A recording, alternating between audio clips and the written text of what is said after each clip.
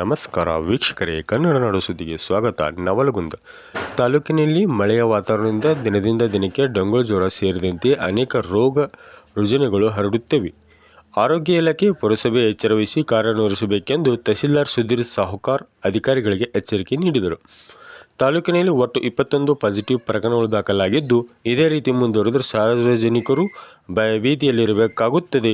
ಪುರಸಭೆ ಅಧಿಕಾರಿಗಳು ಸಹ ಸ್ವಚ್ಛತೆ ಜಾಗೃತಿ ಕಾರ್ಯಕ್ರಮಗಳನ್ನು ಹಮ್ಮಿಕೊಳ್ಳಬೇಕು. ತಾಲೂಕು ಆಡಳಿತದಿಂದ ಡೆಂಗು ಜ್ವರ, ಇತರೆ ರೋಗಗಳ ಪ್ರಕರಣಗಳು ಹೆಚ್ಚಿಗೆ ಆಗುವುದನ್ನು ತಡೆಯುವತ್ತ ತಾಲೂಕು ಅಧಿಕಾರಿಗಳು ತುಂಬ ಎಚ್ಚರ ವಹಿಸಬೇಕೆಂದು ಅಧಿಕಾರಿಗಳಿಗೆ ಸಭೆಯಲ್ಲಿ ಖಡಕ್ ಎಚ್ಚರಿಕೆ ನೀಡಿದರು. ವರದಿ ಶರೀಫ್, ಕನ್ನಡ ನಾಡು ಸುದ್ದಿ, ನವಲಗುಂದ.